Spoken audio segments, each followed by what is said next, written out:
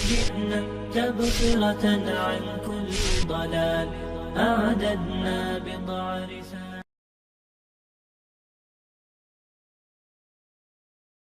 قال النبي صلى الله عليه وسلم من يريد الله به خيرا يفقهه في الدين. صدق الله وصدق رسوله النبي الكريم ونحن على ذلك من الشاهدين والشاكرين والحمد لله رب العالمين. اللهم صل على سيدنا محمد النبي الأمي وعلى آله وأصحابه وسلم تسليما.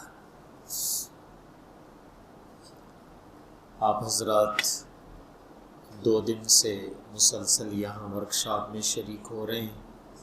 ان دنوں میں ہر آدمی کی ذاتی اور نجی مصروفیات زیادہ ہوتی ہیں. یقیناً عید کا موقع ہوتا ہے، گھریلو مصروفیات بھی ہوتی ہیں. آپ حضرات کا ان دنوں میں سفر کرنا اور پھر اس خاص ورکشاپ کے لیے آنا، یہ علم کی تشنگی کی ایک علامت ہے. اللہ تعالیٰ اس میں اور اضافہ فرمائے، ترقیات عطا فرمائے. یقیناً طلب علم وہ اس کا شوق انسان کے مزاج پہ جب غالب آتا ہے تو پھر وہ تہواروں کو نہیں دیکھا کرتا، عید شبرات کو نہیں دیکھا کرتا. آپ لوگوں نے سیدنا امام ابو یوسف رحمۃ اللہ علیہ کے حالات میں پڑھا ہوگا کہ آپ عید کے دن بھی اپنے استاد سیدنا امام ابو حنیفہ کی خدمت میں آیا کرتے تھے، تاکہ آج بھی کوئی علمی بات وہ کہیں تو رہ نہ جائے. تو یعنی ملازمت استاد جو ہے اس میں سیدنا امام ابو یوسف رحمۃ اللہ علیہ ضرب المثل ہیں. اور خود امام کا بھی قول ہے کہ ابو یوسف تم اتنے ذہین نہیں تھے لیکن تمہاری پابندی نے تمہیں یہ علم عطا فرمایا. تو آپ حضرات کا تشریف لانا، میں نے کہا اللہ تعالیٰ اس کو شرف قبول عطا فرمائے، نجات کا ذریعہ بنائے. اور جس کو آپ تفقہ فی الدین کہتے ہیں، اللہ تعالیٰ اس کی حقیقت سے مجھے اور آپ کو آشنا فرمائے. اس وقت جو پہلی گفتگو شروع کر لیتے ہیں، چونکہ آپ کا فتویٰ کے ساتھ تعلق ہے تو اس لیے فتوے کے حوالے سے برخوردار نے جو عنوانات بھیجے تھے تو ایک عنوان اس میں یہ بھی تھا کہ فتویٰ دیتے وقت قرآن پاک، احادیث اور کتب فقہ، اردو فتاویٰ یا تفاسیر، ان میں مراجعت کیسے کی جاتی ہے. یقیناً برخوردارو فتویٰ یہ بہت ہی محتاط ایک چیز ہے، اور اگر یوں کہا جائے تو بے جا نہیں. فتوے کا ہر لفظ قانونی ہوتا ہے. قانونی کا مطلب یہ ہوتا ہے کہ ویسے ہم واعظ کریں، بیان کریں نا، تو اس میں جذبات اور کسی کو ترغیب دینے کے لیے ہم بہت ساری باتیں کر سکتے ہیں، لیکن فتویٰ ان تمام چیزوں سے خالی ہوتا ہے. وہاں آپ نے جو بات کرنی ہے وہ قانون کے دائرے میں کرنی ہے. قانون کے دائرے کا مطلب یہ ہوتا ہے کہ نیچے آپ کو حوالہ لکھنا پڑے گا کہ میں نے یہ جملہ یا یہ لفظ بولا ہے، اس کی بنیادی وجہ کیا ہے. تو قانون کے اندر میں نے عرض کیا کہ کوئی بات زائد نہیں کہی جا سکتی ہوتی. قانون میں تو قانون کی بات کہی جاتی ہے، اور فتویٰ میں یہ چیز ہوتی ہے کہ آدمی بہت لگے بدے انداز کے اندر جو نفس مسئلہ ہے، میں نے عرض کیا کہ اس کی وضاحت جو ہے وہ اس کے اندر کر دیتا ہے. اور فتوے کے لیے سب سے پہلی چیز جو ہوتی ہے اس کو ہم کہتے ہیں سائل کا سوال سمجھنا. جو سائل نے آپ سے سوال کیا ہے، سب سے پہلے آپ سوال سمجھ گئے ہیں کہ سائل پوچھنا کیا جاتا ہے. اور یہ بڑی اہم چیز ہوتی ہے، اس لیے کہ بعض دفعہ ہم جب سائل کے ابتدائی جملے پڑھتے ہیں تو ذہن فوراً ایک مسئلے کی طرف منتقل ہو جاتا ہے کہ اچھا یہ طلاق کا مسئلہ پوچھنے لگا ہے، جبکہ نیچے پڑھتے جائیں تو شاید طلاق کا ویسے تذکرہ ہو، نیچے مسئلہ کوئی اور اس نے پوچھنا ہو. تو یہ جلد بازی کبھی نہ کیجئے گا کہ آپ 2-4 سطریں پڑھ کر فیصلہ کر لیں کہ آگے یہی مسئلہ پوچھنا، کوئی بات نہیں لکھ دو اللہ کا نام لے کر. یہ بہت بڑی غلطی ہوگی. اس لیے میں نے کہا سب سے پہلا کام جو ہے وہ سائل کے سوال کا سمجھنا ہے. جس کو اطباء کے ہاں تشخیص کہتے ہیں. ایک ماہر ڈاکٹر جب آپ اس کے پاس جاتے ہیں تو سب سے پہلے وہ اس کی کوشش کرتا ہے کہ میں مریض کا مرض پہچان جاؤں کہ تکلیف ہے کیا. تو یقیناً اگر وہ مرض کی تشخیص صحیح کر لے گا تو پھر دوسرا مرحلہ اس کا علاج کا آئے گا، وہ بھی ٹھیک ہو جائے گا. لیکن اگر مرض کی تشخیص ہی صحیح نہ ہوئی تو علاج یقیناً غلط ہو جائے گا. تو اس لیے پہلا مرحلہ یہ ہوگا ہمارے ہاں کہ ہم جب سائل کوئی سوال پوچھتا ہے تحریری طور پر تو بڑی تسلی سے غور کریں، اور اگر زبانی بھی پوچھتا ہے تو آپ اس کی بات پوری سن لیں، اور سننے کے بعد ذرا غور بھی کریں کہ یہ اصل میں پوچھنا کیا چاہتا ہے. یہ میں اس لیے کہہ رہا ہوں کہ بھائی جو آپ کے سائل ہیں وہ اہل علم نہیں ہیں، وہ عوام الناس ہیں، اور عوام الناس کو اپنے دل کی بات واضح کرنے کا پورا سلیقہ نہیں آتا، چاہے وہ تحریر ہو چاہے وہ بیان ہو.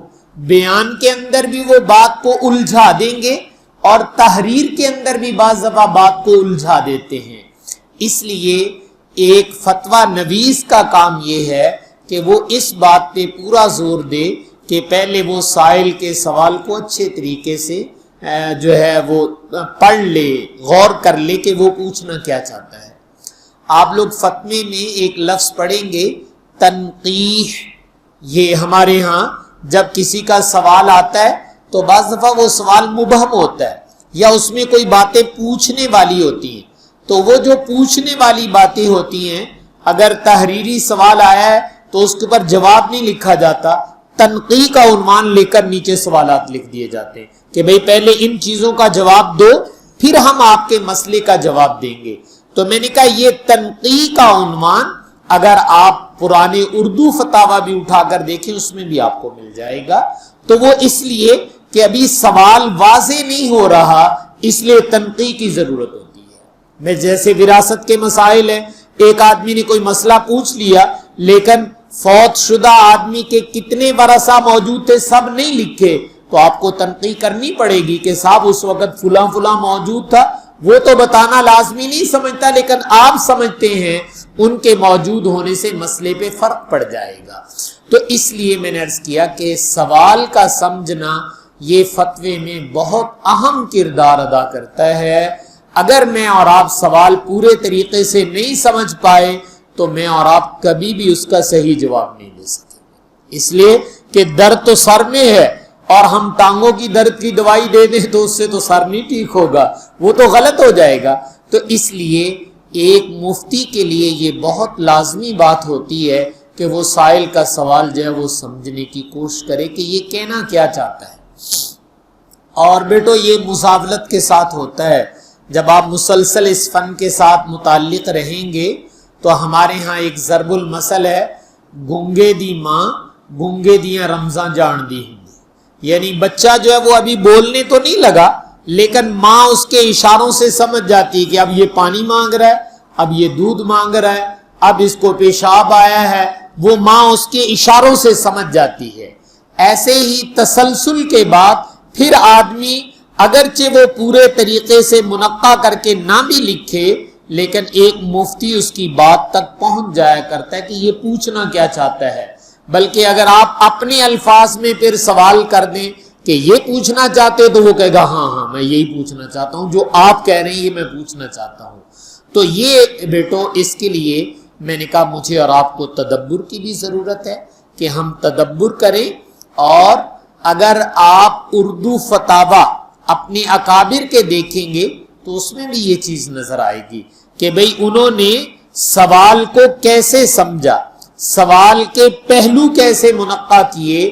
تو میں نے عرض کیا ان کے دیکھنے سے بھی آپ کو سمجھ میں آئے گی، لیکن اصل چیز جو ہے وہ بیدار مغزی اور تدبر ہوتا ہے کہ آپ سوال کو بھی ذرا تدبر سے پڑھیں. یہ تو آپ کی خشت اول ہے، اور اگر آپ نے سوال کو سرسری سا پڑھا ہے تو یہ آپ نے سائل کے ساتھ زیادتی کر دی، اپنے ساتھ بھی زیادتی کر دی. اس لیے کہ خشت اول چون حد میں مار کچ، اگر آپ نے خشت اول ٹیڑھی رکھ دی ہے تو آپ کبھی جواب صحیح نہیں دے سکیں گے، بھلے آپ کتنے حوالے بیچ میں نقل کر دیں، لیکن آپ سمجھے نہیں ہیں، آپ کچھ اور سمجھے ہوئے ہیں، سوال کچھ اور ہے۔ تو اس لیے پہلی درخواست ہماری یہ ہے کہ سائل کا سوال ہمیں بھی توجہ سے سننا چاہیے۔ جیسے ہماری یہ خواہش ہے نا کہ میں جو بات سائل کو بتاؤں تو سائل کو توجہ سے سننی چاہیے، تو میں نے کہا سائل کا سوال مجھے اور آپ کو اس سے زیادہ توجہ سے سننا چاہیے، اس لیے کہ وہ بنیاد بننے والی ہے۔ تو آپ سائل کے سوال کو توجہ سے پڑھیں اور توجہ سے سنیں، اور پھر میں نے کہا اس پہ کچھ دیر کے لیے غور بھی کریں کہ یہ کیا پوچھنا چاہتا ہے، اور اگر بالمشافہ ہے تو آپ جو سمجھے ہیں آپ اپنے لفظوں میں اس سے کہہ بھی دیں کہ میں آپ کے سوال سے یہ بات سمجھا ہوں، آپ بھی یہی پوچھنا چاہتے ہیں، تاکہ بات ابھی فائنل ہو جائے کہ آپ جو سمجھے ہیں سائل یہی کہنا چاہتا ہے۔ ایسا نہ ہو کہ آپ تو سمجھ گئے ایک بات لیکن سائل وہ کہنا نہیں چاہتا تھا، سائل کچھ اور کہنا چاہتا تھا۔ تو اس لیے احتیاط اس میں ہوتی ہے کہ آپ ایک دفعہ کہہ دیں اس کو کہ بھائی آپ کے سوال سے یہ ہم سمجھیں کہ آپ یہ بات مسئلہ پوچھنا چاہتے ہیں، کیا ایسے ہی ہے؟ تو اب جب دونوں متفق ہو جائیں گے تو اب گاڑی آگے چلا دیں، لیکن جب تک اتفاق نہیں ہوتا ہے، آپ کچھ اور سمجھ رہے ہیں، وہ کہتا نہیں مولوی صاحب میں تو کچھ اور کہنا چاہتا ہوں، تو پہلے اپنے اس میں اتفاق رائے تو ہونا چاہیے۔ تو میں نے اس کو عرض کیا تھا کہ یہ پہلا کام ہوتا ہے جسے آپ تشخیص کہتے ہیں، اور یہ بہت ضروری ہے، اور یہ جتنا آپ کی مزاولت ہوگی اور تدبر ہوگا اور توجہ بھی ہوگی، یہ یاد رکھنا توجہ بہت ضروری ہوتی ہے، اس لیے اس کے بغیر آپ سائل کا سوال صحیح نہیں سمجھ پائیں گے۔ اور میں دیانتاً آپ سے کہتا ہوں کہ آپ کو سینکڑوں جگہ ایسا نظر آئے گا کہ سائل کا سوال پورے طریقے سے نہ سمجھا گیا اور جواب کی برمار کر دی گئی، اور جب یہ چیز ہوتی ہے تو اس میں اضاعت وقت بہت زیادہ۔ آپ اپنی جو لوگوں کی تردیدی کتابیں ہیں وہ اٹھا کر دیکھیں کہ کسی کی تردید میں جو کچھ لکھا جاتا ہے یا کسی کی تردید میں جو کچھ کہا جاتا ہے، اس کو اگر آپ اٹھا کر دیکھیں تو آپ کو میں کہتا ہوں 90% تقریباً یہ نظر آئے گا کہ اس کا کچھ اور مقصد ہے اور اس کی تردید کرنے والے کچھ اور ہی کہتے جا رہے ہیں، اور وہ ایک عجیب سا جنگل بنا ہوا ہوتا ہے۔ اللہ تعالیٰ فہم سلیم عطا فرمائے تو اس کو پتا چلتا ہے کہ صاحب یہ تو ویسے ہی ٹکریں مارنے والی بات ہے، وہ جس نے وہ کہا اس کا مطلب کچھ اور ہے اور ان کا مطلب کچھ اور ہے، اور لیکن ٹکریں خام خواہ لگائی جا رہی۔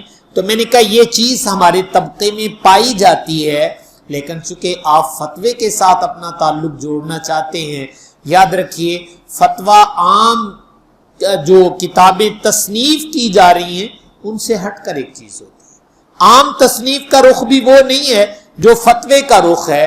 تو اس لیے فتوے میں ہمیں بہرحال اللہ تعالیٰ کی طرف رجوع، اور میں نے کہا سائل کا سوال سمجھنے کی کوشش۔ مفتی اعظم پاکستان مفتی محمد رفیع عثمانی رحمہ اللہ تعالی ایک دفعہ حضرت سے یہ پوچھا تو حضرت نے فرمایا کہ میرا معمول یہ ہے کہ جب بھی کوئی سائل سوال کرنے کے لیے آتا ہے، تحریری ہو یا زبانی، تو میں جھٹ سے اللہ تعالیٰ سے یہ دعا جو حدیث میں آتی ہے، اللہم الہمنی رشدی واعذنی من شر نفسی، یا اللہ مجھے میرے رشد ہدایت کا الہام کر دے اور میرے نفس کی شرارت سے میری حفاظت فرما لے۔ تو فرمایا میں تو فوراً یہ دعا اللہ تعالیٰ سے کر لیتا ہوں، پھر اس سے کہتا ہوں بھائی کہو جو کہنا ہے وہ کہو۔ تو یقیناً ایک مفتی کے لیے یہ لازمی ہے کہ وہ اللہ تعالیٰ کی طرف رجوع کرے۔ آپ ابن القیم کی کتاب اعلام الموقعین اگر آپ اس کو دیکھیں تو آپ اس میں بہت کچھ اپنے فتویٰ کے بارے میں پائیں گے، اور اس میں حضرت نے جو اس کا نام رکھا وہ یہی ہے کہ بھئی یہ دستخط کرنے والے جب فتویٰ لکھتے ہیں تو نیچے آپ اپنا نام لکھ دیتے ہیں نا، دستخط کر دیتے ہیں، تو یہ دستخط کرنے والے یہ غور کر لیں کہ یہ کس کی طرف سے دستخط کر رہے ہیں۔ مسئلہ بیٹو میرے اور آپ کی رائے کا نام تو نہیں ہے، مسئلہ تو اللہ تعالیٰ کی شریعت کا نام ہے۔ اس پہ بھلے کوئی وقت بھی لگ جائے، اس میں جلد بازی نہ کیجیے، فتوے میں جلد بازی بہت نقصان دہ ہوتی ہے۔ اس لیے کوئی کتنی بھی جلدی مچائے، آپ کے سر پہ تلوار بھی رکھ دے، تو آپ کہیے نہیں، جب تک مجھے خود آپ کا سوال نہیں سمجھ میں آئے گا میں جواب کیسے دوں گا۔ تو میں نے کہا اس میں جلد بازی نہ کیجئے، تو پہلا کام تو سائل کے سوال کا سمجھنا ہے، اور اس میں نے کہا غلطی نہیں ہونی چاہیے۔ اگر آپ دیکھیں گے تو اس کی نظائر آپ کو بہت ساری مل جائیں گی کہ تھوڑی سی غلط فہمی سے بات کہیں سے کہیں نکل جاتی ہے، اور احادیث میں اور باقی چیزوں میں بھی اس کی مثالیں آپ کو مل جائیں گی۔ دوسرا کام، جب آپ نے سائل کا سوال سمجھ لیا تو اب آپ اس کا جواب دینا چاہتے ہیں، جس کو میں نے عرض کیا تھا تجویز، کہ پہلے تشخیص ہوتی ہے اور دوسرا کام تجویز ہوتا ہے کہ اب اس کا جواب کیا دینا ہے، اس کو آپ تجویز کرنے لگے۔ یقیناً جواب دینے کے لیے سب سے پہلا کام تو یہ کہ آپ سوچیں کہ سائل کا جو سوال ہے یہ کس چیز کے متعلق ہے۔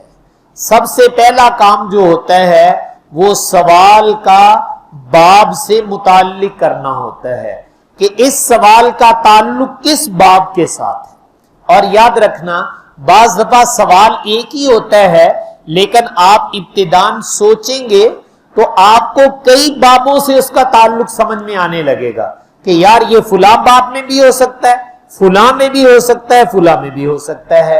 ابتداً تو ایسے ہی ہوتا ہے، لیکن امتحان یہ ہوتا ہے کہ جب آپ کے سامنے سوال آئے گا تو آپ اس سوال کا تعین آسانی سے کر سکیں گے کہ اس کا تعلق کتاب الصلاۃ کے ساتھ ہے، کتاب الزکوٰۃ کے ساتھ ہے، کتاب الصوم کے ساتھ ہے، کتاب الحج کے ساتھ ہے۔ تو سب سے پہلے تو کتاب ہے، اور پھر ہر کتاب کے ذیل میں آپ دیکھتے ہیں ابواب بھی ہیں، تو ان ابواب میں سے کس کے ساتھ ہے، تو یہ آپ کو یہ کام کرنا پڑے گا کہ آپ سوال کو ذرا سمجھیں کہ اس کا تعلق کس کے ساتھ ہوگا۔ میں اس کی ایک مثال عرض کر دیتا ہوں۔ آپ اگر اپنے گھر میں رہتے ہیں یا آپ کی کوئی لائبریری ہے، گھر میں ہماری خواتین ہوتی ہیں، انہوں نے صندوق، پیٹیاں، مختلف چیزوں نے سامان رکھا ہوتا ہے، تو جب آپ جا کر کہتے ہیں کہ فلاں چیز چاہیے، تو جو گھریلو خاتون ہے نا، اس کو پتا ہوتا ہے کہ سامان میں نے کہاں رکھا ہوا ہے، وہ اس کو کھولتی ہے اور کھولنے کے بعد سیدھا ہاتھ وہاں لے جاتی، وہاں سے نکال کر مجھے اور آپ کو دے دیتی۔ لیکن مجھے اور آپ کو گھر کے سامان کا تو نہیں پتا کون سا کہاں پڑا ہوا ہے، تو اگر مجھے اور آپ کو تلاش کرنا پڑے تو پھر کیا ہوگا؟ یا تو ملے گا نہیں، اگر ملے گا تو سارا سامان اٹھا کر ہم باہر رکھ دیں گے، ایک ایک کی تلاشی لیں گے، پھر جا کر وہ سامان ملے گا، کیونکہ ہمیں علم نہیں، خاتون کو علم ہے۔ ایسے بیٹے آپ کی لائبریری میں کتابیں پڑی ہوئی ہیں، آپ کو پتا ہے اگر آپ نے سیٹنگ اپنے ہاتھ سے کی ہے، یہ یاد رکھنا، جو اپنے ہاتھ سے رکھی ہوئی چیز ہوتی ہے وہ آنکھیں بند کر کے بھی انسان نکال لیتا ہے، اور جو کسی سے رکھوائی جاتی ہے اس میں الجھن ہوتی ہے انسان کو کہ پتہ نہیں وہ سامان کہاں رکھ دیا۔ تو اب یقیناً آپ کو پتا ہے میں نے کتابیں کہاں سیٹ کی ہوئی ہیں، تو آپ اپنی ضرورت کی کتاب فوراً ہاتھ ڈال کے نکال لیں گے، کیونکہ آپ نے خود رکھی ہوئی ہے، آپ کو معلوم ہے۔ اسی طریقے سے سائل نے جب سوال کیا ہے تو اب آپ کا پہلا کام یہ تھا کہ آپ یہ ڈھونڈیں کہ جواب کہاں پڑا ہوا ہے، کون سے باب میں پڑا ہوا ہے، کون سی کتاب میں پڑا ہوا ہے، کون سی فصل میں پڑا ہوا ہے۔ یہ آپ کو اپنے دماغ پہ پہلے بوجھ ڈالنا چاہیے۔ لیکن آپ بھی جانتے ہیں کہ فقہا جزیات ایک سمندر پھیلا ہوا ہوتا ہے بھائی، ایسے تو ہے نہیں کہ ڈائریکٹ ہم وہیں پر جا کر ہاتھ ڈال دیں، مشہور جزیات تو نکل آتی ہیں، باقی کے لیے ورق گردانی کرنی پڑتی ہے۔ اور اگر بالخصوص آپ شامی کو اٹھا کر دیکھیں گے تو وہاں تو ایک عجیب جنگل سا بھی بعض دفعہ نظر آئے گا کہ علامہ شامی رحمت اللہ علیہ کوئی بات کہیں نقل کر دیتے، کوئی کہیں نقل کر دیتے ہیں، اور اپنے موضوع سے ہٹ کر بھی بہت سارے ابواب میں وہ باتیں نقل کر دیتے ہیں۔ تو میں نے کہا لیکن بہرحال آپ نے ایک دفعہ یہ ذہن میں لانا ہے کہ یہ کس باب سے متعلق ہے۔ جب یہ بھی آپ کے سامنے آ گیا تو اب اللہ کا نام لے کر جو ہے اس کو تلاش کرنا شروع کریں آپ۔ یقیناً جب آپ تلاش کریں گے تو ایسا تو ممکن نہیں ہے کہ پہلی نظر ہی آپ کے اس جزیے پہ چلے جائے۔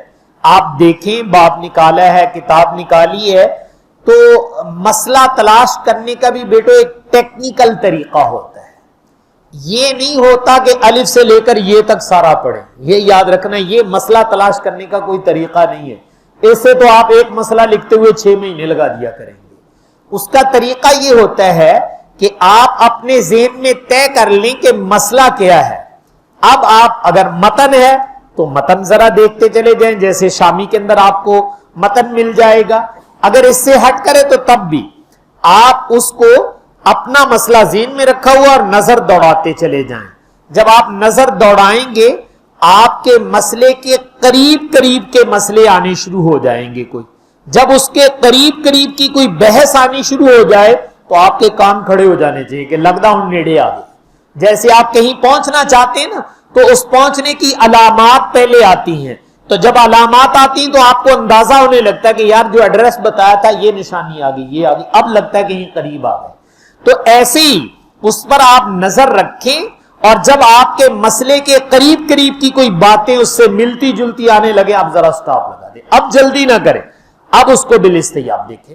تو اب جب آپ بالاستیاب دیکھیں گے تو انشاءاللہ انہی کے اندر کہیں نہ کہیں آپ کا وہ جزیہ نکل آئے گا، اور جب وہ جزیہ نکل آئے تو اس کو اپنے پاس آپ محفوظ کر لیں. اور یاد رکھیں شروع میں مشکل یہ ہوتا ہے کسی ایک کتاب سے جزیہ نکالنا. باقی اکثر کتب فقہ ان کا صنیع اور طریقہ ایک، اس لیے کہ آپ نے فرض کریں شامی میں نکال لیا، آپ نے جو ہے عالمگیری میں نکال لیا، آپ نے فتح القدیر میں نکال لیا، آپ نے کسی اور اس طرح کتاب میں نکال لیا، تو اب کیا ہوگا باقی کتابوں میں تلاش کرنا آپ کے لیے آسان ہو جائے گا. اس لیے کہ اب آپ کو پتا چل گیا ایڈریس، اور آپ باقی کتابوں میں بھی نکالیں گے بس اس کے قریب قریب آ جائے گا. بس صرف ایک بدائع الصنائع ہے، اس کا طریقہ اپنا ہے، لیکن پھر بھی اتنا زیادہ بدلا ہوا نہیں ہے کہ آدمی کو بہت ورق گردانی کرنی پڑے. تھوڑا سا اس کا صنیع سمجھ لیں، لیکن باب پھر بھی وہ وہی رکھتے ہیں، لیکن ان کے عنوانات ذرا اپنے ہوتے ہیں. تو میں نے عرض کیا کہ ایک کتاب میں بھی آپ کو مل گیا تو باقی کتابوں میں تلاش کرنا آپ کے لیے آسان ہو جائے گا. اب آپ شروع میں جب جزیات تلاش کریں تو کم از کم 3 کتابوں میں سے جزیات ضرور تلاش کریں. یہ اس لیے ضروری کہہ رہا ہوں کہ ایک تو آپ کی مزاولت ہو جائے گی کتابوں سے، اور جو اس سے زیادہ اہم ہے وہ یہ کہ بعض دفعہ ایک فقیہ مسئلے کو مطلقاً ذکر کر دیتا ہے، دوسرا مصنف اس کی شرائط بھی ساتھ ذکر کر دیتا ہے، تیسرا مصنف اس میں کوئی مزید قیودات بھی لگا دیتا ہے. اور یہ جو ایک نے چھوڑ دی ہوتی ہیں وہ فہم سامع کی وجہ سے چھوڑ دی ہوتی ہیں کہ کوئی بات نہیں یہ تو ظاہر ہے درویش خود نکال لیں گے. تو اس لیے اگر آپ 2-3 کتابیں دیکھ لیں گے تو مزاولت بھی ہو جائے گی اور قیودات شرائط وہ بھی آپ کے سامنے آ جائیں گی اور آپ بڑی آسانی سے وہ کر سکتے ہیں. مثلا آپ لوگوں نے ابھی عید کا موقع گزرا تو ہم نے اپنے ہاں تخصص والوں سے کہا تھا کہ بھائی آپ لوگ جو ہے وہ دیکھ لیں ذرا عید کے مسائل، چونکہ لوگ عید پہ زیادہ پوچھتے ہیں. تو آپ نے وہاں پڑھا ہے کہ قربانی کا جو جانور ہے اس کا دودھ وغیرہ استعمال کرنا جائز نہیں ہے، یعنی صدقہ کر دیا جائے نا، یہ مطلقاً ہمارے ہاں مسئلہ چلتا ہے. تو میں نے ایک درویش سے کہا تو اس نے تنقیح کی، نکالا، تو نکالنے کے بعد پتا چلا کہ اگر چارہ قیمتاً ڈالا جائے تو پھر اس کا دودھ استعمال کرنا جائز، اور اگر پالتو ہو اپنا تو تب بھی دودھ استعمال کرنا جائز ہے. یہ اس وقت ہے جب باہر سے عید کے لیے خریدا ہو. اب یقیناً یہ وہ قیودات ہیں جو عام کتب میں آپ کو نہیں ملیں گی، لیکن جب آپ نے 2-3 کتابیں دیکھی تو یہ قیودات آپ کے سامنے آ جائیں گی. تو اس لیے ایک دفعہ جزیہ مل جائے تو اس پہ قناعت نہ کیجئے گا، پھر وہ آپ کو جگہ پتہ چل گئی، اب آپ مختلف جو ہے اور کتب بھی دیکھ لیں گے تو قیودات اور شرائط بھی آپ کے سامنے انشاءاللہ آ جائیں گی، اس سے آپ کو فائدہ ہوگا. اب آپ نے یہ جزیہ بھی تلاش کر لیا ہے تو اب آپ لکھنے لگے ہیں.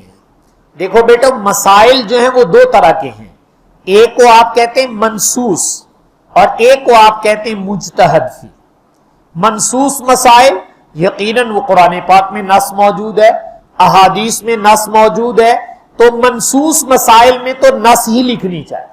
منصوص مسائل میں کیا لکھنی چاہیے؟ نص ہی. اور جو مجتہد فی مسائل ہیں اس میں بھی 2 طرح کے ہوتے ہیں. ایک وہ مجتہد فی ہوتے ہیں، نص تو ہوتی ہے لیکن اس میں متعدد احتمالات ہوتے ہیں، اس میں احتمالات متعدد نکل رہے ہوتے ہیں، تو آپ نص بھی لکھیں اور جو آپ نے ایک احتمال مراد لیا اس کی وجہ بھی لکھ دیں. یہ ایسے مسائل جس میں نص موجود ہے لیکن اس میں احتمالات پائے جاتے ہیں، تب بھی آپ نص لکھ دیں، چاہے وہ حدیث ہو چاہے وہ قرآن شریف ہو۔ لیکن کبھی کچھ مسائل ایسے بھی ہوتے ہیں جو بالکل غیر منصوص ہوتے ہیں، جو غیر منصوص ہیں وہاں پر بیٹو آپ کو یقیناً فقہی کا حوالہ دینا پڑے گا، اور اس میں شک نہیں کہ فقہا نے کسی نہ کسی نص سے وہ نکالے ہوئے ہیں، اصول شریعت سے نکالے ہوئے ہیں۔ لیکن اگر وہ غیر منصوص ہے، یعنی یا تو بالکل نص قطعی نہیں یا ایسی نص بھی نہیں جو محتمل ہو، تو پھر آپ کو صرف فقہ کا حوالہ دینا چاہیے۔ باقی پہلی صورت میں نے عرض کیا کہ قرآن پاک کی نص یا اسی طریقے سے احادیث جو ہے اس کا تذکرہ بھی بیچ میں آ جانا چاہیے۔ اور آج کے اس پرفتن دور میں اس لیے بھی ضروری ہے کہ لوگ یہ سمجھ رہے ہیں، انشاءاللہ اس پہ بات آگے چل کر آئے گی، کہ فقہ جو ہے یہ قرآن و حدیث کا حزب مخالف ہے۔ یہ کیا ہے؟ حزب مخالف۔ جیسے ایک حزب اقتدار ہوتا ہے، ایک حزب مخالف ہوتا ہے جس کو آپ اپوزیشن کہہ دیتے ہیں۔ تو لوگ بیچاروں کو سامنے یہ غلط فہمی پیدا کرنے کی کوشش کی گئی کہ قرآن و حدیث ایک طرف ہوتا ہے اور یہ فقہ جو ہے یہ اپوزیشن ہوتی ہے، حزب مخالف ہوتا ہے۔ تو یہ جو لوگوں میں غلط تاثر جا رہا ہے اس میں تھوڑی سی ہماری بھی کوتاہی ہے، اس لیے کہ ہم نہ قرآن شریف کی آیت کبھی پڑھتے ہیں نہ حدیث پڑھتے ہیں، جھٹ سے یا شامی کا حوالہ دیتے ہیں یا کسی اور کتاب کا حوالہ دیتے ہیں۔ اس میں شک نہیں، مسئلے کی تنقید آپ کو یہیں سے ملے گی، لیکن اس میں بھی شک نہیں، اصل امہات تو وہی ہے نا، قرآن و حدیث سے یہ سب کچھ نکلا ہوا ہے۔ تو اگر آپ کے سامنے نص ہے تو چلیے بطور برکت ہی صحیح آپ لکھیے تو صحیح اس کو۔ تو جب آپ نص لکھیں گے تو ایسے غلط لوگوں کا منہ جو ہے وہ بند ہو جائے گا۔ تو بہرحال اس طریقے سے آپ تلاش کریں، اور تلاش کرنے کے بعد اب آپ لکھیں۔ اچھا بیٹو، ایک اور کام اس کے ساتھ کرنے کا، آپ نے جزیہ بھی تلاش کر لیا، آپ نے آیت بھی تلاش کر لی ہے، اب آپ نے مسئلہ لکھنا ہے۔ تو مسئلہ لکھنے کا بھی ایک فنی طریقہ ہوتا ہے، کیونکہ یہ کوئی مضمون نویسی نہیں، بہت معذرت کے ساتھ فتویٰ جو ہوتا ہے یہ کوئی مضمون نویسی نہیں ہے کہ آپ ایک مضمون بنانے کے لیے، جیسے مضمون نویس ہوتا ہے وہ بات کو بہت لمبا کر لیتا ہے، پہلے تمہید باندھتا ہے، پھر ادھر ادھر کی باتیں کرتا ہے، پھر آگے لے جاتا ہے۔ نہیں، یہ ایسا کوئی کام اس کے اندر نہیں ہے۔ فتوے کے اندر 2 ٹوک اور 2 حرفی جواب دینا ہوتا ہے۔ تو آپ شروع میں جب کریں گے تو میں نے عرض کیا کہ کوشش کریں کہ ابتدائی 1-2 سطروں میں اس کا جواب بالکل واضح ہو جائے، ابتدائی کے اندر اس کا جواب کیا ہو جائے؟ واضح ہو جائے، اور جواب کی حیثیت بھی واضح ہو جائے۔ مثلا کبھی جواز اور عدم جواز ہے، آپ نے جو لکھنا ہے وہ لکھیں کہ یہ جائز ہے یہ ناجائز ہے۔ کبھی کراہت ہے، کراہت تنزیہی ہے یا کراہت تحریمی ہے، یا کبھی حرام ہے، تو جو اس کی حیثیت ہے اس کو بھی بیچ میں واضح کر دیں۔ کبھی سنیت کا پہلو ہے، افضلیت کا پہلو ہے، تو جو اس کی حیثیت ہے مسئلے کی، اس حیثیت کا واضح کرنا بہت ضروری ہوتا ہے۔ اس لیے کہ فتوے کا مطلب ہی یہ ہے کہ ہم آپ کو مسئلہ بھی بتائیں گے اور مسئلے کا مقام بھی بتائیں گے، کہ مسئلہ فرض کے درجے کا ہے، مسئلہ واجب کے درجے کا ہے، مسئلہ سنت اور افضل کے درجے کا ہے، مسئلہ حرام مکروہ تحریمی تنزیہی کے درجے کا ہے۔ تو جس کو آپ حیثیت کہتے ہیں وہ بھی آپ کے جواب میں واضح ہو جانی چاہیے، تاکہ ایسے نہ ہو کہ وہ مسئلے کی حیثیت کا پتہ نہ ہونے سے وہ آپ کے مسئلے فتوے کو فرض کے درجے میں سمجھ لے، آپ نے استحباب کے درجے میں لکھا تھا۔ تو اس لیے اپنے بتائے ہوئے مسئلے کی حیثیت کو واضح کرنا یہ بھی ایک جو ہے مفتی کے لیے ضروری ہوتا ہے۔ اب جب آپ جواب لکھنے لگے ہیں تو آپ اوپر لکھتے ہیں کہ الجواب بسم ملہم الصواب بعون الملک الوہاب، جو بھی آپ لکھتے ہیں، اور پھر اس کے بعد جو ہمارے مخصوص الفاظ ہوتے ہیں کہ بھی مذکورہ صورت میں جو سوال پوچھا گیا ہے اس کا حکم شرعی یہ ہے کہ یہ جائز ہے یا ناجائز ہے یا کس طرح ہے۔ تو لگے بندے الفاظ میں نے کہا چند سطروں میں اپنا کام پورا کر دیجیے، باقی نیچے آپ عربی تحریر حوالہ جات وہ سائل کے لیے نہیں ہوتے بیٹے، وہ تو علماء کے لیے ہوتے، لیکن وہ لکھنے ضروری ہے، اس لیے کہ اگر آپ لکھیں گے نہیں تو آپ کا قول معتبر نہیں سمجھا جائے گا۔ تو نیچے آپ وہ حوالہ جات سلیقے سے درج کر دیں، کتاب اللہ، سنت، اور پھر آپ کتب فقہ میں سے جو چیزیں درج کرنا چاہتے وہ درج کریں۔